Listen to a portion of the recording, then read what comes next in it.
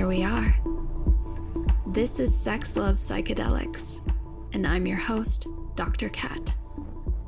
Bringing you psychosexual conversations that will leave you intellectually turned on and hungry for more. It's such an incredible story to hear that you had these breakthroughs like that, and then to have a clean slate to start from. I think for many people that would be terrifying to think about, to start from a clean slate, like that, to almost being overwhelming, the infinite possibilities that are available to you. How did you integrate that? Such a big breakthrough. I mean, I heard you say you jumped in and were trying things. And I think that is, for people to give themselves permission to, dive in, go wild. Maybe you do go chaotic for a little bit while you figure things out. I don't know. Your advice. I thought that I needed to go like crazy in the way that like I would imagine someone in their early 20s should, which is like just like sex, drugs, rock and roll, like that kind of lifestyle out like that. But that was never really what I wanted. Like I want connected. I wanted to feel meaningful. Like meaning was very important for me.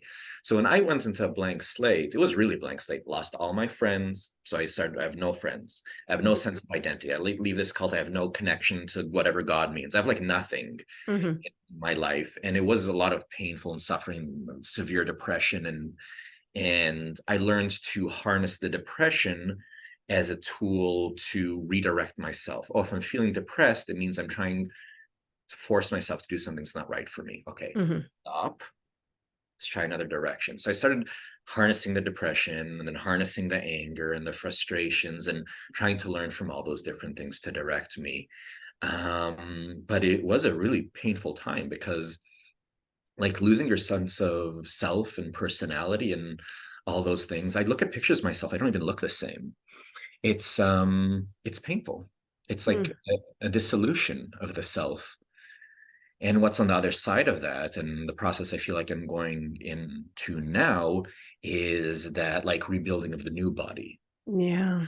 Right? The new physical body, the new emotional body, the new spiritual body, they're all now growing and they're young because I'm 41. So like I have a new, very young body that I'm interacting and interfacing in the world with right now. And it's very curious still. So, I think my way now is more from a place of like the curiosity and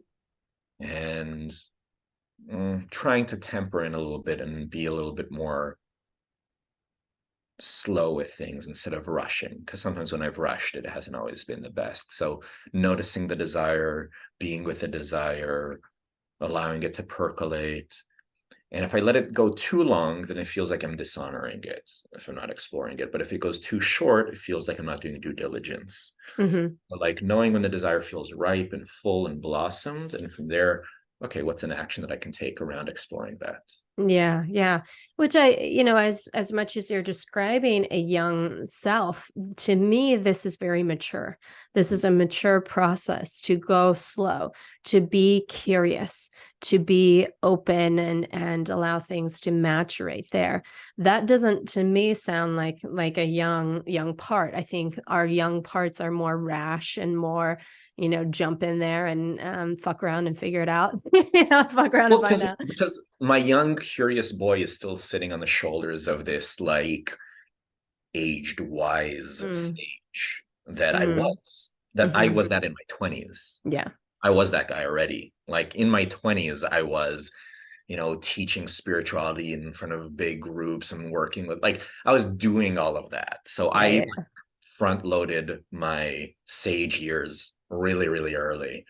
And so my young boy gets to experiment with the support of this guy that was holding it all together and was very measured. Well, that was fun. Thanks for tuning in, lovers. And if you want to experience more ecstasy and sexual liberation, head over to sexlovepsychedelics.com and learn about how you can join me for any one of my online or live events. And while you're there, grab my free guide on sex and psychedelics. Remember, this podcast is for entertainment and educational purposes only. Please contact your healthcare provider and local law before pursuing any of the products or psychedelics discussed. And one final note here. I make this show specifically for you. If you're loving the show, then be sure to leave me a review in iTunes or Spotify to let me know. Happy to be here and happy to serve. I'll see you next time on Sex, Love, Psychedelics.